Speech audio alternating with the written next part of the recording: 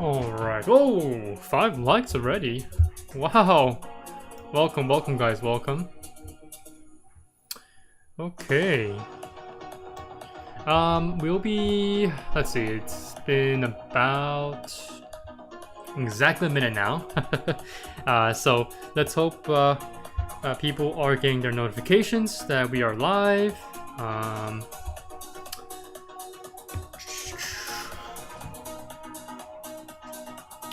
Okay, we'll wait another minute here though. I'd like to at least have 2 to 3 minutes of waiting here so that everyone can get their notifications that we are live.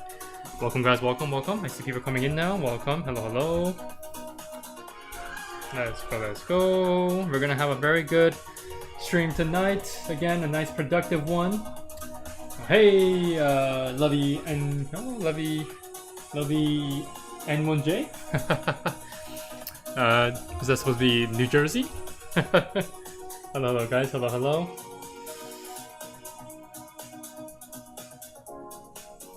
Alright, well,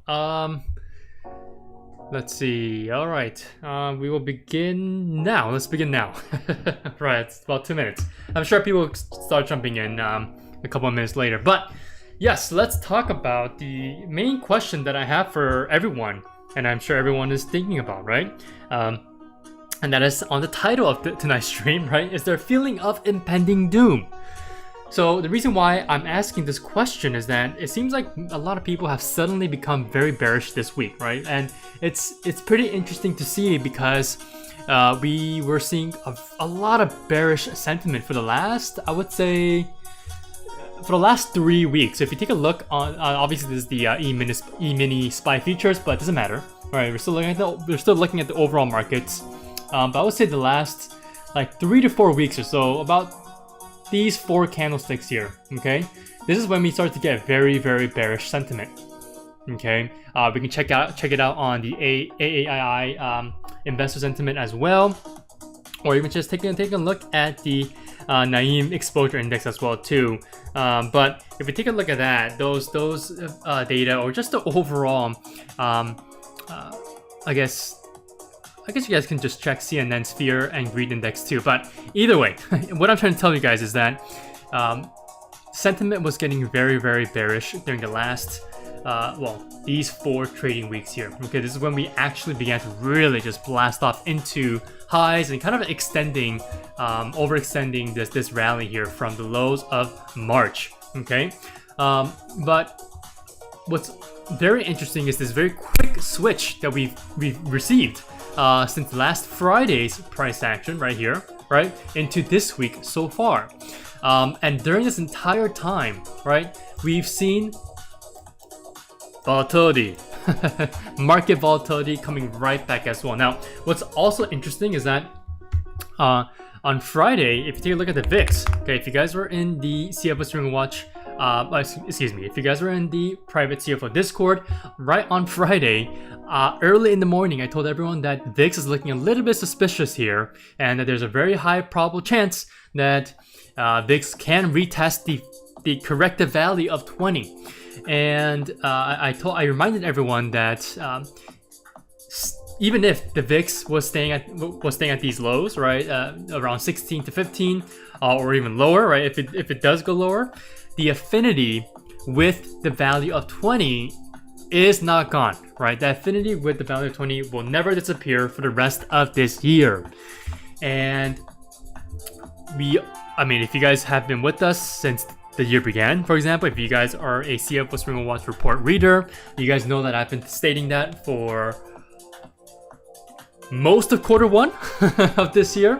And if you guys were a reader since last year, I also said that in Q4 of 2025, right? I think I began to say that around September, or even September to around late October.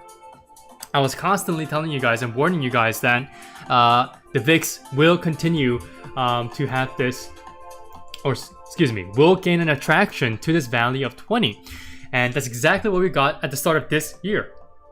Right at around mid-January to the end of January, we had a nice big pop in the VIX, and we continued to make higher highs and higher lows, ultimately bringing us over the value of 30 in the VIX and overshooting it, right? Now, what's all particularly interesting to me is that we're starting to see that again. And I think the fact that we've also reached the half point of this year, right? We're in H2 of this year, this fiscal year. And the fact that we've seen a revisit of this 20 value clearly tells me that the markets have not forgotten about its affinity with this value of 20.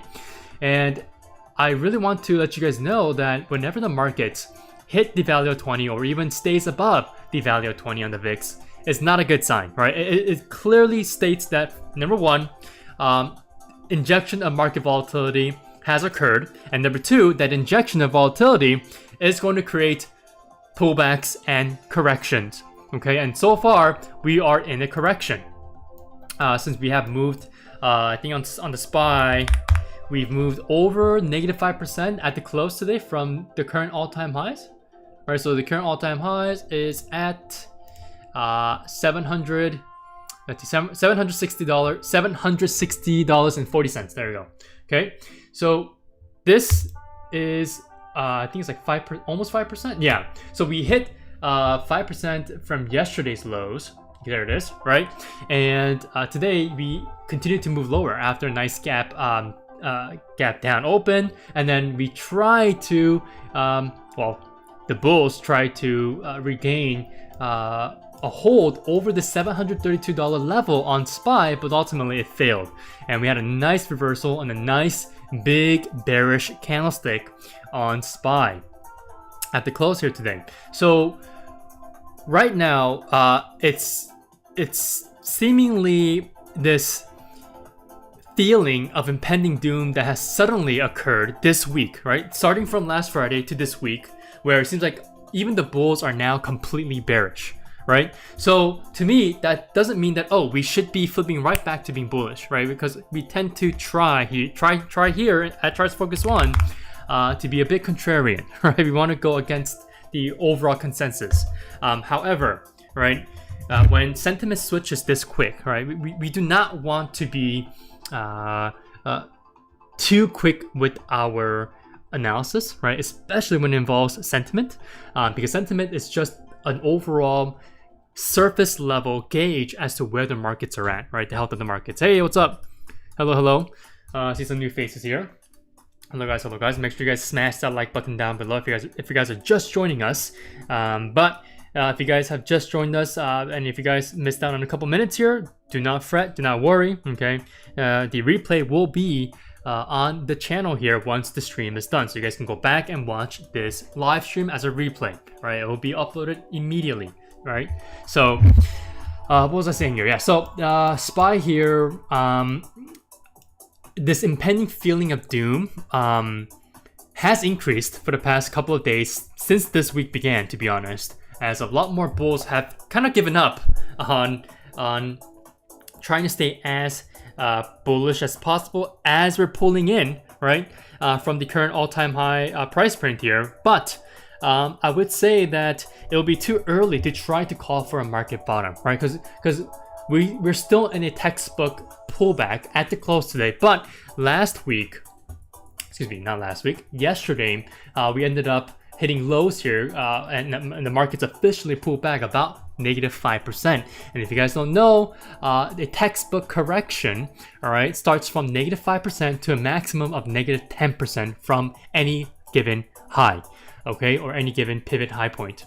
Okay, so it's interesting to see that when we hit that -5%, we immediately smashed right back up, not back down, right? But today we continue to move lower.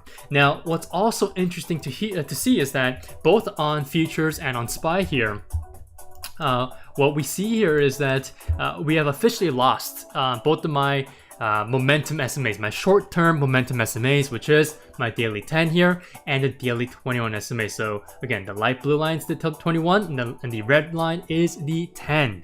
Right, so the 10 SMA and the 21. This is my short-term momentum pair, right, for the SMAs that I use. And it's what I find it particularly interesting is that people try to pivot to being bullish right away when we've just lost both of my momentum SMAs here, right? The short-term momentum SMAs, and especially the 21 SMA. This is a pretty solid area of support that we tend to get, but last Friday we just blew past that, right? And we closed under it pretty drastically here with volume to accompany that, yes indeed, that this is a very, very big sell-off, and we want to stay below the daily 21 SMA. So yes, we lost the daily 10, but the more significant event here was that we've lost the daily 21 SMA. So it's not looking good, right? However, what's also interesting is that we've stayed below the daily 21 SMA for only 4 trading days, including today. So I would say it's a bit premature to think, at least think that we will be pivoting right away back to the upside, right? There's a lot of people who are expecting some sort of drastic, right? Drastic. Let me take a look at this on the futures here, right? SPY mini futures. So they're expecting some sort of a massive, right, V-shaped rally, and sure, right? I mean, why can't we get this, right? Because the overall flows and trend has been absolutely skewed to the upside for the last couple of months. However, right, we're not in an easy market condition anymore, or easy market condition environment anymore, right? So I think it'll be too early to say that we're just going to simply get this V-shaped recovery, especially when we've just received that re-injection of market volatility, right? And you can clearly see it on the VIX and on VIX futures itself, right? So the VIX futures is pretty important to me, and the fact that it's up over 20 on the VIX futures itself too is pretty significant to me. I love how even tonight, right, in the overnight action here, VIX is up, and eSPY E-mini, right, SPY futures is also up as well. So that's kind of a little red flag here, I would say. But again, right now, all we're looking for is a lot of volatility and a lot of chop, right? I think I mentioned this to my readers on Sunday in the report, if I'm not mistaken. I'm pretty sure, or maybe it was last week's. Yeah, I think it was last week's CFO Swing Watch report. Yeah, I think so. That I believe I was preparing everyone to be prepared for a lot of chop if you do indeed pull in. Okay, so I think when it comes to the overall market sentiment, it seems like we're getting more and more bearish sentiment from a larger group of, well, an increasingly larger group of people, right? It's not just the bears anymore. We're also starting to see a lot of bulls that are starting to really gain this bearish sentiment with their counterparts. So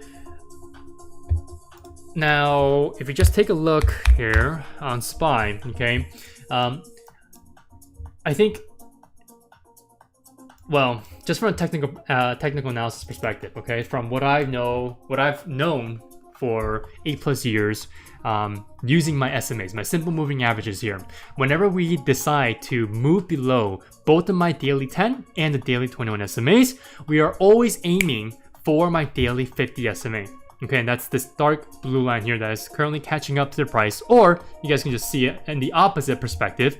The price is catching up to the daily 50 SMA, and that's completely fine, right? Because if we were wanting, right, as I've explained a couple minutes ago, this V-shaped recovery again, right, we would have to, well, not just have to, it would be imperative for price to retest the daily 50 SMA and then have a nice big V-shaped recovery. It gives us the higher probability of us having that supposed V-shaped recovery if we retest the daily 50 SMA. Now, it's not just retesting the daily 50 SMA, but it's also about retesting it and breaking below it to give us that quick sweep, right, of sell orders that come in, and then immediately those sell orders are gone as well, and then buy orders just suddenly come in as well too, right? So it's that simultaneous action that creates that massive lower wick that we tend to see whenever price breaks below a major long-term SMA like the daily 50 SMA here. Okay, you guys can use EMAs or SMAs, doesn't really matter. If you just take a look at any long-term SMA that's significant, for example, again, like a daily 50 SMA here that I've been using for 8+ years, we tend to see this kind of a big overshoot downwards below the daily 50 SMA, and immediately we have a nice snapback rally to the upside. So I would prefer to see the S&P 500 ETF here, or ticker symbol SPY, retesting the daily 50 SMA, overshooting below it, and then seeing a bunch of buying orders coming in and giving us that very nice and long lower wick that could indicate that we are seeing a potential bottom starting to form, and once that bottom is formed, maybe you can start an actual tradable base so that we can be prepared for the next leg up higher, right? So again, I think this entire pullback so far, again, we've been expecting it here at Charts Focus 1, but at the same time, I think this is just a simple reset of every technical oscillator out there that was showing all these red signs like bearish divergences, or even just extreme overextended or overbought conditions, and I think this currently is a great way to quote unquote reset that, right? So for SPY, my ideal scenario is that we retest the daily 50 SMA, overshoot it, and we continue to go below it, and maybe retest, 716, or even just this level here that I had before, $712.50 as a new level of support, and then pivot away from it. That's my ideal scenario here. Now, what's also interesting, if you guys take a look at the overnight futures here, futures has already retested the daily 50 SMA and even overshot below it, right?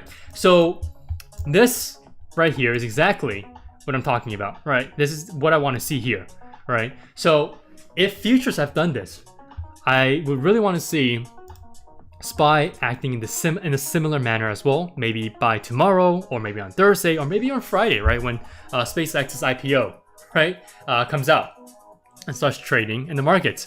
And there are, again, I've given my reasons in a 2-part video series on a shorts format on this channel here, why I think SPCX or SpaceX's IPO could be very troublesome for the markets. And so far, I have been correct here, right? As liquidity is quite literally being taken out from the markets. And if you guys don't know what that means, right? Well, the most basic understanding that you guys should have for the markets is that in order for markets to sustain an uptrend, you need massive amounts of liquidity, okay? And this entire historic rally that we've seen so far for this year is all thanks to liquidity, okay? And currently that liquidity is slowly being taken out from the markets.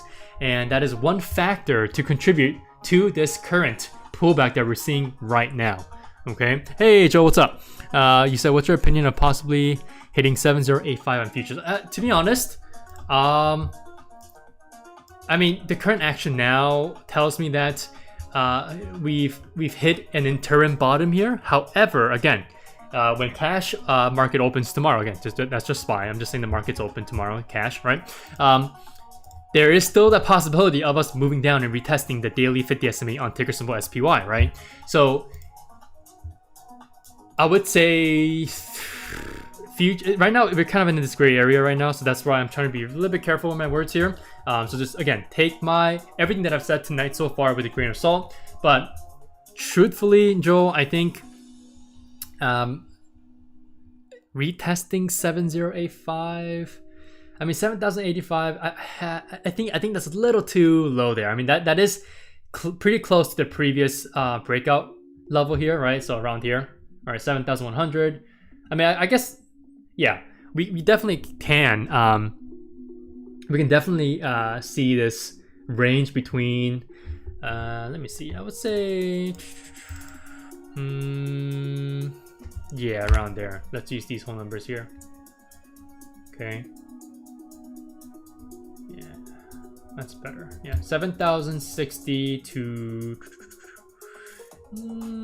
yeah, 7,088, right? So this will be a pretty good solid demand area to form if we were to come all the way back down here. And you know what?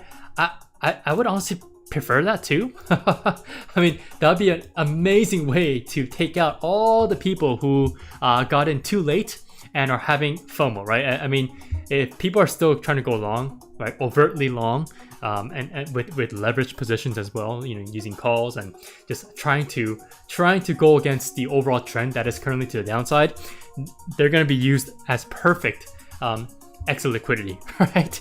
And so that'd be a perfect way to continue to move the markets lower, right? And so if you were to move lower because of that, then I would say, hey, this area here would be a perfect area to pivot away from, right? I mean, this is the previous all-time high resistance area or level, right? Or range.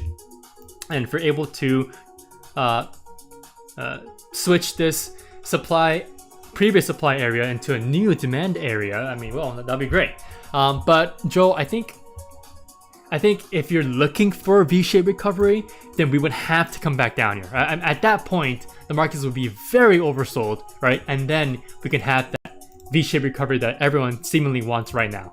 I mean, if you just take a look at FinTwit or even StockTwit, or any platform that you guys use to just monitor the overall consensus on the overall markets, well, it seems like everyone wants this V-shaped recovery, and I personally think it's way too soon to be thinking about that right now. Again, if we just take a look at SPY, right? Based on today's close, based on today's close, we close about negative 4.50% around there.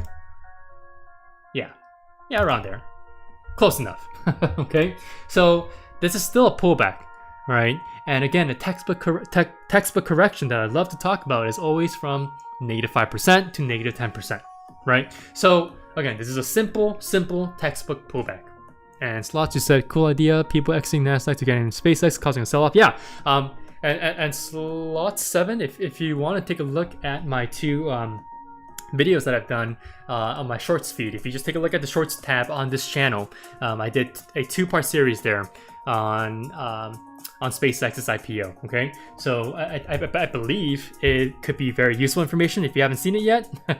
I think so, and a lot of people think so too. So try to take a look at that, and that goes out to anyone out there who hasn't seen any of my SpaceX IPO videos. Okay, so you're welcome, Joel. You're welcome. So again, I think right now futures may be slightly green, but I am not trusting what futures, especially for the indices here, are saying, because again, VIX futures are still up, still elevated here, okay? And we're making higher highs and higher lows, and yes, I do understand that the VIX is the inverse of the S&P 500. Yes, we all know that, okay? But when you take a look at VIX itself, this is the volatility, right? So it's a great way to gauge where volatility is at, overall market vol. And yeah, so again, for SPY, I think it'll be so ideal either by tomorrow or at least by Thursday, we can have a retest of this daily 50 SMA, and that'll be a great way for longer term buyers to come in and just, actually, let me put it this way to make it seem a bit more easier to comprehend what I'm trying to tell you guys, and maybe even visualize. So when it comes to long-term investors, they use these significant long-term SMAs like the daily 50 SMA and the daily 200 SMA, or any of the higher time frame long-term SMAs like the weekly 50 SMA as well here. Okay, so long-term investors, when they choose to dollar cost average, right?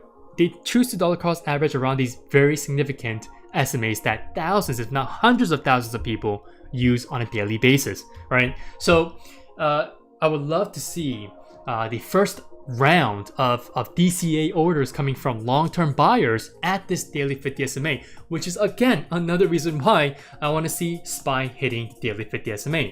And would that cause even more sentiment to come to go from bullish to bearish? Sure, of course it should, right? But it could also provide an invaluable trap to late bears, right, late shorts who are just now saying, okay, I concede, right? I should short this market, right? Especially after being down so far negative 4.55%, right, from highs. And that could create a small bear trap where, again, we can see that little overshoot below the daily 50 SMA, and that's when we have that little trap that will be open for bulls to come in and immediately bid the price back up higher and over and reclaim the daily 50 SMA. And again, we've just seen that overnight so far, right? In this little tiny action that we've been seeing so far with very little volume, mind you. You guys see this lower wick here, right? That's exactly what happened here. Okay, so I'm expecting the same thing to happen on SPY, but kind of at a larger scale, right? I would rather see a long wick to occur, which is why I mentioned the 712.50 whole number level here, right? I would pretty much like to see a break below the daily 50 SMA after that initial retest, and then a retest of the 712.50 level. Okay, so yeah, I mean, that's kind of what I want to see. I mean, this is what I wanted to see last week, but unfortunately we haven't been getting that yet. So I would erase this now because that's not viable anymore. And so what I want to see is something like this. Okay, there's a nice constructed base that we can work off of, right? And then immediately coming back to the previous resistance levels here. Okay, so again, sentiment is sour. I can't wait to see what the AAII numbers are, and also for NYME exposure index numbers are. That comes out on Thursday, right? Wednesday and Thursday. So yeah, I really need to see how sour the sentiment has gotten. I think as long as we can see this retest of the daily 50 SMA on SPY, I think we're good to go. Okay. Now, I also want to talk about, hey, 10 likes, thank you guys so much. Now, I want to talk about something that I talked about in last week's live stream, and if you guys haven't watched that as well, please do. I think that live stream was it was pretty important, I would say, pretty significant. And reason being is that, well, I talked about software, the software sector, I would say software group and the semiconductor group, okay? And we took a look at the ratio of semiconductors and software, and so far semiconductors are still leading the overall tech sector here. However, semiconductors showed some weakness today, right? It actually showed a pretty significant weakness after last week's little drop, quote unquote little. Obviously it wasn't little, but when prices closed yesterday, especially if you just take a look at SMH or SOXL, right? This is the 3 times leveraged ETF. It seemed like bulls got back in. However, today, again, we actually continued to go lower. So this is an actual confirmed sign that, hey, semiconductors are actually showing some weakness here, so we should be watching out. And it was also interesting to see its counterpart, right? Its subgroup here in the overall tech sector, software, actually holding some strength, right? It actually had some early morning strength. And today, obviously, we closed still at the lows. However, it traded a lot better compared to the momentum and relative strength of the semiconductor subgroup, right? And again, the reason why we're looking at this is that there's this constant, continuous internal rotation within the tech sector between software and semiconductors. Right, I've talked about this multiple times since last year too, and I will continue to talk about it this year as well. And I really want you guys to take a look at these ratios, right? Or just take a look at IGV SMH as well too, right? We're starting to see, oops. Okay, so this is the ratio. Okay, IGV, this ratio with IGV over SMH is starting to kind of base, right? We're starting to see this base here of this ratio, right? Obviously, you can't really do technical analysis on these ratios, but it's a great way to gauge what these two subgroups are doing and where money is flowing, right? Inflow and outflow between these two groups, right? These subgroups of the overall tech sector. And so, again, today, IGV over SMH ratio here clearly shows us that, hey, there's some strength here now, right? There's some relative strength forming here. There's a base forming here compared to SMH over IGV, right? This ratio here, where we're starting to see a little bit of weakness. And if I were to use technical analysis on a ratio like this, I'm also starting to get a little bit concerned that both of my short-term momentum SMAs here, right, the daily 10 and daily 21 SMAs, are starting to curl lower. So that's not good, right? And it was also not good to see leading semiconductors like NVIDIA, AMD, right? They're all pulling in. They're all starting to pull in. So if semiconductors continue to go lower, right, it's not going to be good for the overall markets, because the tech sector has been relying on this historical rally of semiconductors to continue to push upwards, right? It was a great way for all the liquidity that was being pumped into semiconductors to really allow the markets to to move upwards carefree, right? That's essentially what has been occurring for the last like 9.5 weeks, I would say. And so, yeah, slots 7. You said cool idea, people exiting Nasdaq to get into SpaceX, causing sell-off. Yeah, so that's essentially what I've said in the shorts video as well, where we should be seeing a lot of these big institutions taking off some winners and big tech leaders, and I would assume they're taking some money off the table on winning positions like in semiconductors, right? The leaders of semis here, like NVIDIA, AMD, okay? And it would make sense that they've been doing that for the past couple of trading days, or even the past couple of weeks, right? Because they like to take profits into strength. It's a very textbook thing to do. I don't know why they wouldn't do that, right? So it really seems like we're going to be seeing a lot of overhead supply and overhead weight starting to pull into these leaders, these semiconductor leaders like SMH, like NVIDIA and AMD, right? Even Intel here, okay? Intel is actually kind of strong, but what people fail to realize is that Intel has stayed below both of its daily 10 and daily 21 SMAs for a few trading days now. So this is still considered weak, okay, from a short-term and even mid-term trend perspective, okay? So again, what I'm trying to state here is that you guys have to be watching this ratio, right, that I just gave you guys, SMH over IGV, or the complete opposite, right, IGV over SMH.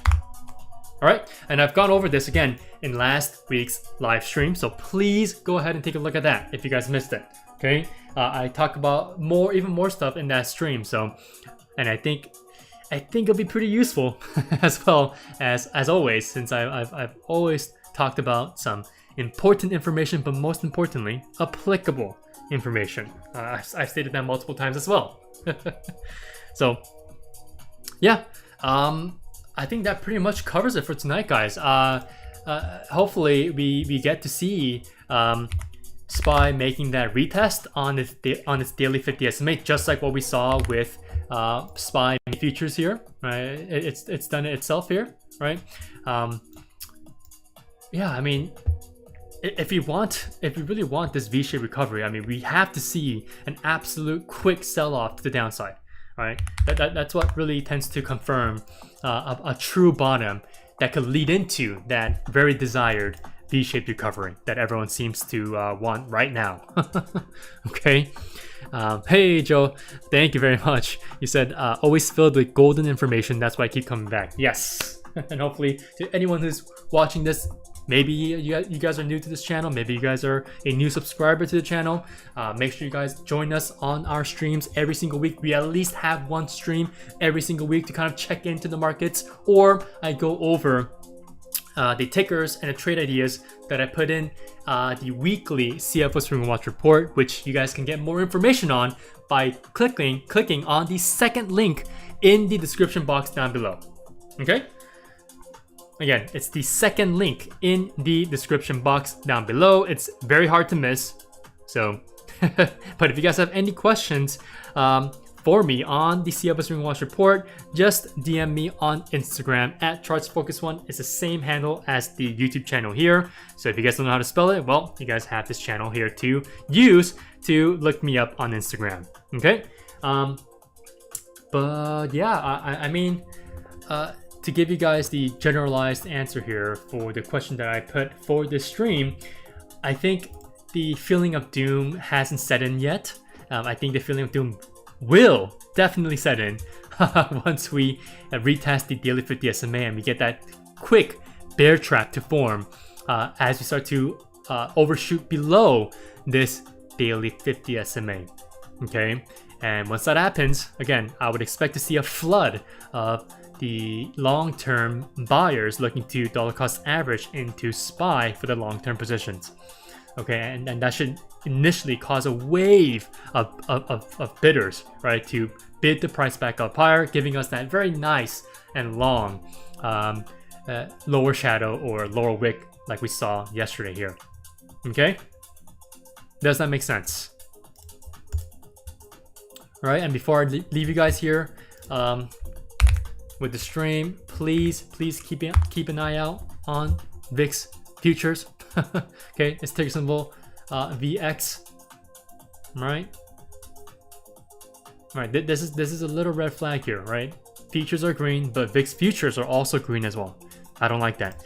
And if you guys want to look at anything other, well, if you guys don't want to look at actually the VIX futures, take a look at the dollar. Okay, DXY.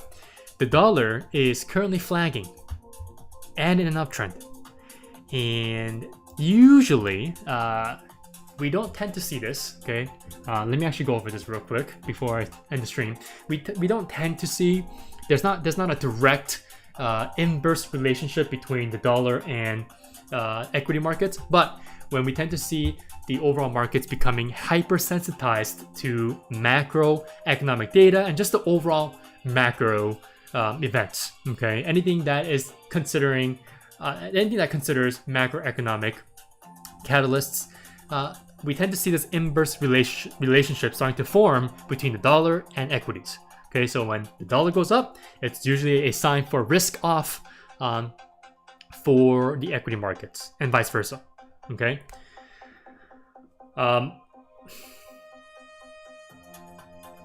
The other thing that I want to talk about quickly here is the bonds, right? Are the bonds market, right? The bonds market here, and if you just take a look at TLT, this is the 20+ year Treasury bond ETF. Bonds continue to show weakness, right? And that is because of the fact that yields, right? We just take a look at the TNX, right, or the 10-year Treasury note yield, or the 30-year, right, TYX, as the ticker symbol here. They're all showing strong uptrends here. And again, if you guys don't know this, right, I mean, you guys should know this. Yields and bond prices have a direct inverse relationship, right? This is an actual direct inverse relationship, other than the previous one that I just mentioned between equities and the dollar. Okay, so when bond yields are going up, bond prices are going down, and that's usually yet another actionable signal that you should be kind of risk off in the equity markets, right? Try not to be so focused on being active in the equity markets, right? So again, PLT, this is the longer term maturity bond that is more sensitive to macroeconomic data like inflation and the federal funds rate from the Federal Reserve, or the interest rates, right? The benchmark interest rates. So that's something that you guys should be looking out for in the coming days, coming weeks. For TLT, we've been kind of consolidating around this $85 support level, and it seems like we're about to break below it. So I'm short bonds here, so I have a little bias here, but this short bonds position is also kind of a hedge for me too. So let's see how it goes. It's not looking too good. If you want to take a look at the shorter maturity bonds like IEF, this is the 7 to 10 year Treasury bond ETF, or IEI, which is an even shorter maturity bond, which is the 3 to 7 year Treasury bond ETF. Both of these shorter term maturity bonds are actually supposed to be less sensitive to macroeconomic data like inflation and interest rates, but they've been pretty much beaten down in the last couple of months, which is very interesting to see. So this is yet, for me personally, another warning sign that these shorter term maturity bonds are actually being beaten down very, very badly as inflation continues to come in at highs. And yeah, I really think the bonds here are a key clue here, other than the dollar, right? This is a very key clue as to what we could be expecting for the next, not just the next couple of months, but I think the overall summer season here, the summer months. So maybe next 2 months, right? Including this month. So June, July, and maybe all the way up into August. So yeah, I mean the bonds here, clear warning sign when you're looking at this from the perspective of the relationship between bond markets, especially bond prices, to the equity markets, right? And yeah, that's pretty much it, guys. Tomorrow we have the PPI report, okay? And again, the PPI report is very important because the data that's shown in the PPI report is a very big leading indicator of the CPI report, right? And the data that comes with that. So if you guys don't know why, just do a quick Google search. Why? Just literally look up this, okay? Why is the PPI report a leading report compared to the CPI report? All right, and your answer should be right there. Okay, it's a very, very simple answer. A pretty logical one as well. Okay. Oh, seems like they're doing some fireworks here. All right, I guess that's a sign for me to log off. But yeah, that is it for tonight, guys. Thank you guys so much for watching. Hopefully I see you guys next week, possibly Tuesday or maybe Wednesday again at 8 p.m. Pacific Standard Time or 11 p.m. Eastern Standard Time. All right, don't forget to watch the replay of last week's stream, and don't forget to watch my shorts as well. I have a lot of information on my shorts videos here, so just take a look at it, click on the channel here, and then go to the shorts tab, and you guys will see a flood of new videos that I posted, and I'm pretty sure you guys will be able to learn 1 or 2 things off of my shorts videos themselves. Okay, all right, there's a lot of information on just this single channel here alone. All right. Okay, guys. Good luck. And I'll see you guys next week. Thank you so much for joining.